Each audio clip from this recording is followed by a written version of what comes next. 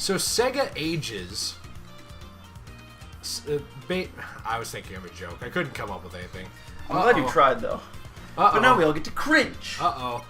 It's coming to Switch. Which is interesting in and of itself. Because you know what that means? No. I don't either. No. It means basically that Sega sees, especially with the release of Mania, at least this is what I think it means. I guess maybe it could mean nothing. But I think it means that Sega sees that there is a demand for their old games. Especially now. Like, Sonic has seen some really hard releases in the last couple of years. Or since probably the early 2000s and the transition to 3D. With basically having an issue of trying to translate the gameplay over from the 2D, like, side-scrolling style to 3D. Because they've had some bad games, haven't they? A lot. Yeah, a lot of bad games. A lot. Ugh. So now it seems to me like they are not discarding new Sonic games, because like Sonic Forces came out and like, yeah, people didn't love it, but there are some avid defenders of it. And it was a fun game, I think. It was not at all perfect. It had a lot of issues, but it's fun. But I think that this kind of shows that since they're re-releasing Sonic the Hedgehog 1 in this Ages collection, that they know that's kind of what people want to see, especially after like the sales of Mania, because Mania apparently did really well. It did. I didn't know that. Yeah, and people have like really complimented it and Sega for their job on it. It was made by a fan who used to make fan games, and Sega actually hired him because he was, made good games. And that's how Mania actually got created. It was a passion project. That's insane. I had no idea. And it really shines through in the product, too. Like, you can tell that the people who made it really care about Sonic. Because it is, like, the best parts of the old Sonic the Hedgehog games, but new.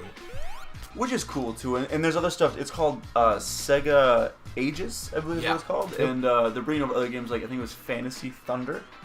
Some of these games I haven't actually heard of, or if I do, I don't really remember them because they're pretty old. That's where I am, because I never played really any of these, so I don't know a lot about them. But it sounds like essentially what this is they're adding more games to the Switch console, just to kind of bridge the gap before more games are coming over, is what it sounds like.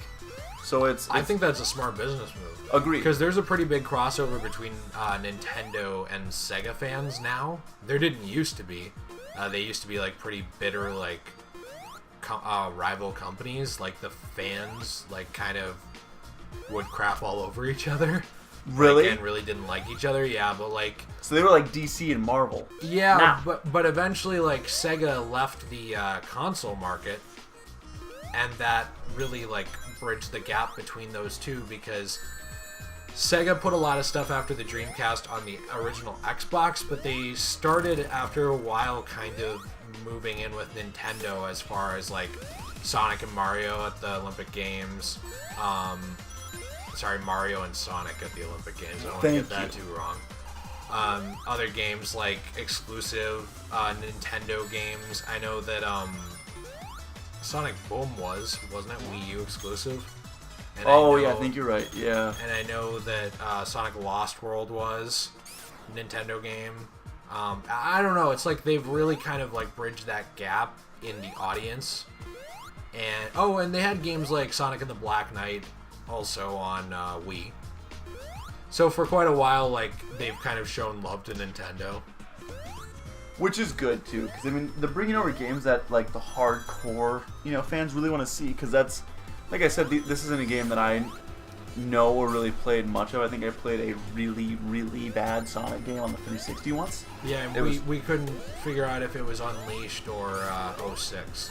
It was terrible. I feel like you suppressed your memories of it. I did. Probably rightfully so. I talked to a therapist about it, and then after that, never touched a Sonic game. So then, I mean, really, it's cool to see them bringing back the classics, but you said that the first one was bad. The very first No, it's a good game, but it's the worst out of 1, 2, 3, and Knuckles, I think. Oh, really? Yeah. Okay. A lot of people say Sonic 2 is the best. I actually like Sonic and Knuckles the best, although that's not a super popular opinion in the fandom. Like, that's just my personal. I enjoyed that the most. That and Sonic 3. They're basically like the same game in a lot of ways, though. So that's interesting. I don't know. It'll be cool to see. I mean, I have a Switch now. I'm wondering what the cost will be because it's like I didn't even know you had a Switch. Yeah, we do. Well, my fiance does. So it's I don't know, 15 games. What do you think price really wise? 15? Yeah. I thought it was like 6. No, yeah, you're getting 15. I mean, a lot of them weren't even named. It's Nintendo. I would guess $20. Which isn't terrible. I mean, 10, 15, $20. That's not bad for all the content that you're getting. I thought they just did that recently though for the Nintendo Switch for other games too. Didn't they? Like they've been doing a lot of like old ports to the Switch. Oh, and maybe I'm thinking of like the re-release of the consoles themselves, like the Sega Genesis and like all that new stuff. You know what I mean? There was an interesting Genesis Type 1, but like I don't think they're first party, unlike the Nintendo ones. Oh, okay. Okay. You know what I mean? Like, yeah. Some other companies making them, from what I can tell. Although I just saw a news report that said that there's going to be a Mega Drive Mini, which was like a really old Sega console, but for now it's Japan exclusive. Oh. So I don't know if that'll even come to the US or not. We'll have to see. But yeah, it's very clear to me that in recent, probably the last year or two, Sega has really opened up to the fact that people have a nostalgia for and a want to play their old games. And that audience is not always the same as the ones who are buying their new games. I think they're kind of realizing that. Like, I think they were afraid that if they just cater to that audience and didn't do the new games, that, that they would not be able to make them. But I really think there's a pretty big divide, actually, between a lot of 3D and 2D Sonic fans. They fight online all the time. There's a lot of heated debate about the Sonic franchise and about where it's gone.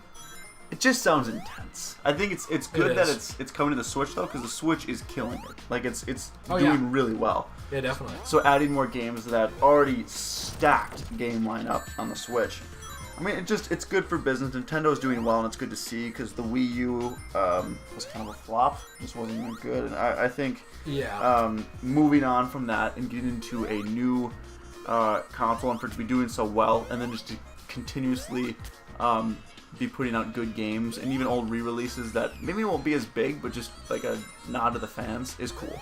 And I think it's important to have those re-releases. I would just say that as someone who has not bought a Switch yet and is actually still waiting and probably going to buy one within the next year, something I have been waiting for quite a while is just more games that I can only play on Switch. Because so for me, like, I have a PC, right? A lot of these ports that they're doing, I can play on my PC. And my PC is portable. So, like, just the fact that it's portable doesn't sell me on it, you know? A lot of people, it's like, oh man, like I can play Street Fighter 2 on the Switch, or oh man, I can play this on the Switch now, like these Sonic games. It's like, well, sure, but like I want to play stuff on that console that I can't play anywhere else. Not that I can play, everywhere. Right. So that's kind of what I'm waiting for. Something new, essentially. Yeah, because right now the things that I really care about that are there that aren't anywhere else are Breath of the Wild, and Odyssey. Mario. Yeah. And then, like, this is kind of something you can play elsewhere, but I would say the improved version of Mario Kart 8. It's really good. Yeah. Because that's got, the extra stuff like Link and the Hyrule map, and it's also just improved from the old release. Like, I'm fine with ports. I have no problem with them, but, like, if you're going to do something, I would rather it be better, Agreed. So, Agreed. I don't know. We'll have to see where it goes. Interesting to see, interesting business move, but nevertheless, that's about it. Guys, let us know what you think in the comments down below. Are you going to play these Sega re-releases? Or would you rather play nothing? You're giving up video games for Lent. You missed Lent. It's a little late, but, better late than never. Jesus gets it. And maybe you're just going to go on a hunger strike until you get another Sonic Mania. I understand, I've been dieting for months. Let us know in the comments down below, and we'll see you in the next one. JFK is the best president. Peace.